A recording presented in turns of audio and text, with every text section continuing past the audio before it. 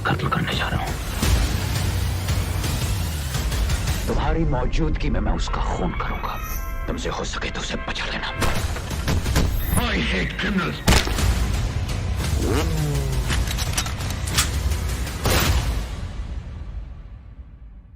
ऐसे फिल्म निर्देशक का नाम जानते हैं जिसने ये जिद की हो कि हिंदी सिनेमा में वो कदम रखेगा तो तभी रखेगा जब फिल्म के हीरो अमिताभ बच्चन हो, और यही नहीं, अपनी ये जिद उसने पूरी भी की हो। इस निर्देशक का नाम है के भाग्यराज। के भाग्यराज का साउथ में बड़ा जलवा रहा है। वो निर्देशक भी कमाल के हैं और अभिनेता उससे बड़े धमाल के हैं। अनिल कपूर की हिट फिल्म मिस्टर इंडिया के तमिल रीमेक में बतौर हीरो भाग्यराज ने ही काम किया।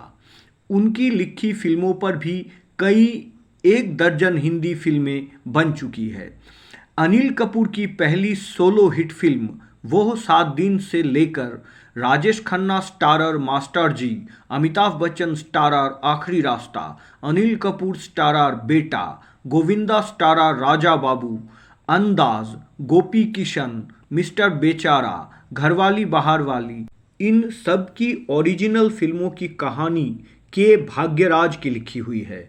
भाग्यराज को फिल्म मास्टर जी निर्देशित करने का जब मौका मिला तो उन्होंने इसमें हीरो के तौर पर अमिताभ बच्चन को लेने की कोशिश की।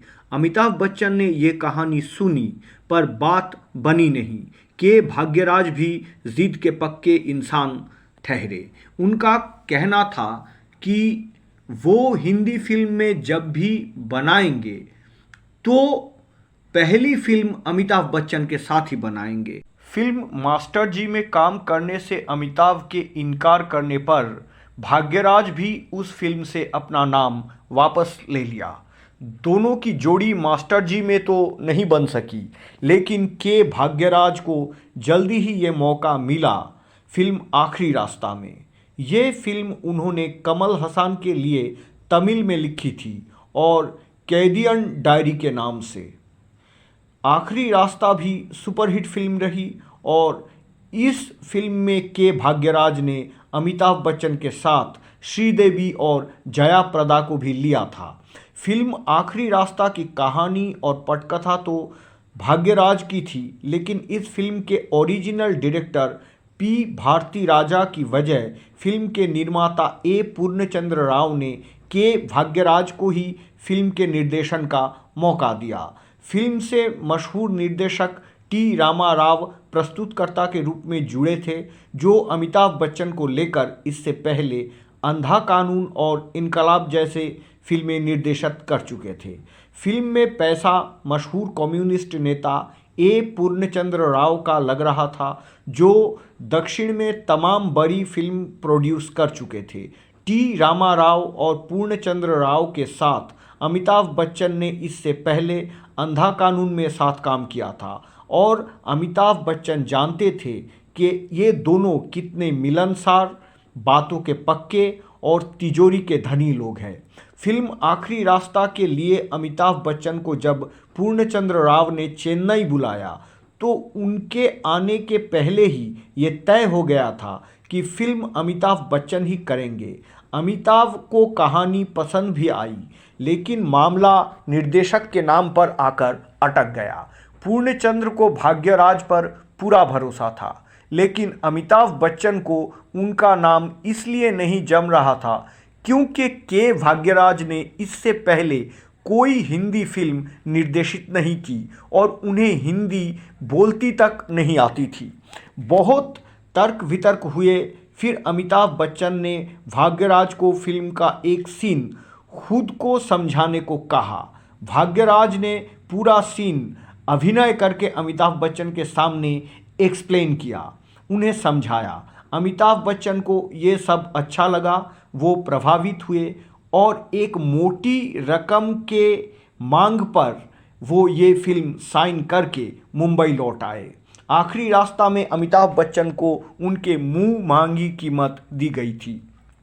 अमिताभ बच्चन की कमल हसन और रजनीकांत के साथ बनी फिल्म गिरफ्तार के रिलीज होने के बाद अमिताभ एक फिल्म खबरदार नाम की करने वाले थे, जिसमें उनके साथ कमल हसन को साइन किया गया था। लेकिन किसी वजह से ये फिल्म लगातार लेट होती जा रही थी और अमिताभ बच्चन इंदिरा गांधी के हत्या के बाद लगातार अपने मित्र राजीव गांधी के साथ राजनीति में व्यस्त होते जा रहे थे। उधर खबरदार का बनना टला और इधर अमिताभ बच्चन ने जल्दी ही खबरदार के उनके सारे एलोटेड तारीख या डेट्स फिल्म आखिरी रास्ता के लिए दे दिए। फिल्म आखिरी रास्ता की शूटिंग खत्म करने के बाद अमिताभ बच्चन ने लंबे समय तक फिल्मों से अपनी दूरी बनाकर रखे। बीच में अपने मित्रों के लिए वो जलवा और कौन जीता कौन हारा जैसे एक दो फिल्म में गेस्ट अपीयरेंस या कैमियो रोल में नज़र तो आए, लेकिन आखिरी रास्ता के बाद 2 साल के लंबे अंतराल के बाद उनकी जो फिल्म रिलीज़ हुई थी वो थी शहंशाह। बोफोर्स मामले में अमिताभ बच्चन के दामन पर लगे दागों को धोने में इस फिल्म ने काफ़ी मदद की थी। फिल्म आखिरी रास्ता की कहानी बदले की कहानी है, जिसमें कानून के एक तरफ बुजुर्ग बाप है और दूसरी तरह उसका जवान बेटा। दोनों किरदार अमिताभ बच्चन ने ही निभाए थे। फिल्म में मेन विलेन या मुख्य खलनायक का रोल सदाशिव अमृतपुरकर ने किया, जो नेता चतुर्वेदी के रोल में फिल्म में नजर आते हैं। वैसे ये रोल सदाशिव अमृतपुरकर से पहले अनुपम खेर को ऑफर हुआ था, और वो इसलिए क्योंकि फिल्म सारांश के बाद अर्जुन में भी लोगों ने अनुपम खेर के काम की खूब तारीफ की थी। अनुपम तब तक सुभाष घाई की फिल्म कर्मा में डॉक्टर डैंग का रोल साइन कर चुके थे और उन्हें लगा कि एक साथ 2 फिल्मों में विलेन बनना उनके करियर के लिए ठीक नहीं होगा, तो उन्होंने बहुत ही चतुराई से फिल्म में डेविड का दोस्त का किरदार चुन लिया।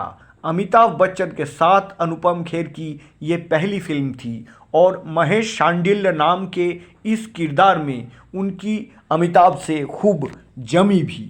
अमिताभ से अनुपम खेर उम्र में 13 साल छोटे हैं, लेकिन इस फिल्म में वो अमिताभ बच्चन के दूसरे रोल के लिए उनके पिता बने। फिल्म में जया प्रदा डेविड की पत्नी के किरदार में और श्रीदेवी बनी उसके बेटे विजय की प्रेमिका। श्रीदेवी और अमिताभ बच्चन की जोड़ी को लोगों ने इससे पहले फिल्म इनकलाब में भी खूब पसंद किया और यहाँ भी दोनों की जोड़ी पर्दे पर खूब जमी। इस फिल्म में अनुपम खेर का लुक मशहूर निर्माता निर्देशक मनमोहन देसाई से बहुत मिलती जुलती थी। श्रीदेवी और अमिताभ बच्चन पर फिल्माए गए गाने गोरी का साजन, साजन की गोरी, लो जी शुरू हो गई लव स्टोरी अमिताभ बच्चन के लिए तो मोहम्मद अजीज ने गाया था, लेकिन यहाँ फीमेल वॉइस या महिला स्वर उस वक्त की मशहूर गायिकाओं लता मंगेशकर, आशा भोसले या अनुराधा पौडवाल की वजह एस जानकी का है। एस जानकी को हिंदी सिनेमा में मशहूर संगीतकार बप्पी लहिड़ी लेकर आए। बप्पी दा ने एस जानकी की गायकी एक तमिल फिल्म में सुनी थी, जहां उन्होंने एक हिंदी गाना गाया। सबसे पहले एस जानकी को बप्पी दा ने अनिल कपूर के फिल्म साहब में मौका दिया, जिसमें एस जानकी बप्पी दा के साथ यार बिना चैन कहाँ रे एक डुएट गाना गाया। इसी गाने को सुनकर लक्ष्मीकांत प्यारेलाल जी ने एस जानकी को फिल्म आखिरी रास्ता में गाने का मौका दिया। एस जानकी ने गोरी का साजन, साजन की गोरी में तो कमाल का गाना गाया ही। उनको सबसे ज़्यादा शोहरत जिस गाने के लिए इस फिल्म में मिली वो फिल्माया गया था जया प्रदा पर। अपने बेटे को नहाती, दुलारती, तेल मालिश करती जया प्रदा पर ये गाना बिल्कुल फिट बैठा। गाने का बोल था, तूने मेरा दूध पिया तो बिल्कुल मेरा जैसा है, और ये उस साल के सबसे हिट गानों में भी शामिल रहा। आनंद बख्शी ने गाना लिखा भी बहुत ममता के भावों से। फिल्म आखिरी रास्ता के डायलॉग मशहूर लेखक डॉक्टर राही मासूम रजा ने लिखे हैं, लेकिन इनके डायलॉग्स को लेकर अमिताभ बच्चन और इसके निर्देशक के भाग्यराज के बीच शुरू से लेकर आखिर तक कुछ ना कुछ खटपट चलती ही रही। लोग कहते हैं इसकी एक बड़ी वजह उन्हीं दिनों अमिताभ बच्चन का राजनीति में काफ़ी व्यस्त हो जाना रहा। इलाहाबाद से दिल्ली, दिल्ली से मुंबई, मुंबई से ऊटी और चेन्नई आना जाना उन्हें तनाव दे रहा था और इस तनाव की झलक फिल्म आखिरी रास्ता की शूटिंग पर कभी ना कभी दिख ही जाती थी। लोग ये भी कहते हैं कि किसी न किसी तरह से अमिताभ बच्चन फिल्म के सेट पर भाग्यराज को छेड़ देते थे और भाग्यराज अपसेट हो जाते थे। फिल्म के क्लाइमैक्स सीन में जहां दोनों बाप बेटे एक दूसरे के सामने होते हैं, उसे फिल्माने को लेकर भी भाग्यराज और अमिताभ बच्चन आपस में भिड़ गए। सीन के डायलॉग्स को लेकर मामला इतना बिगड़ा कि वहां मौजूद लोगों को कुछ देर के लिए लोकेशन से जाने के लिए कह दिया गया ताकि निर्देशक और हीरो आपस में जिरह करके किसी नतीजे पर पहुंच सके। लेकिन भाग्यराज सिनेमा के पुराने खिलाड़ी थे।